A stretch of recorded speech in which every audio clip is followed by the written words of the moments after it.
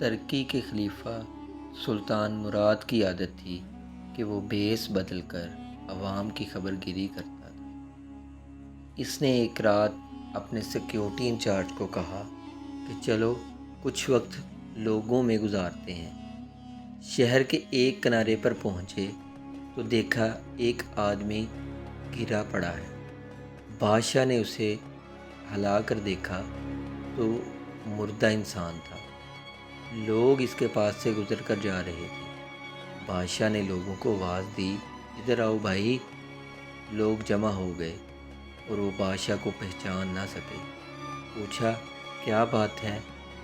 بادشاہ نے کہا آدمی مرا پڑا ہے، اس کو کسی نے کیوں نہیں اٹھایا؟ کون ہے یہ اور اس کے گھر والے کہاں ہیں؟ لوگوں نے کہا یہ بہت برا اور گناہ گار انسان ہے۔ تو سلطان مراد نے کہا کیا یہ امت محمدیہ میں سے نہیں ہے؟ چلو اس کو اٹھائیں اور اس کے گھر لے جائیں۔ لوگوں نے میت گھر پہنچا دی۔ اس کی بیوی نے خاوند کی لاش دیکھی تو رونے لگی۔ لوگ چلے گئے۔ بادشاہ اور اس کا سیکیورٹی انچارج وہیں عورت کا رونا سنتے رہے۔ وہ کہہ رہی تھی میں گواہی دیتی ہوں بے شک وہ اللہ کا ولی ہے۔ میں گواہی دیتی ہوں بے شک وہ اللہ کا ولی ہے، وہ نیک لوگوں میں سے ہے۔ سلطان مراد بڑا متعجب ہوا، یہ کیسے ہو سکتا ہے؟ لوگ تو اس کے بارے میں بہت باتیں کر رہے تھے اور اس کی میت کو ہاتھ لگانے کو تیار نہ تھے۔ اس کی بیوی نے کہا مجھے بھی لوگوں سے یہی توقع تھی۔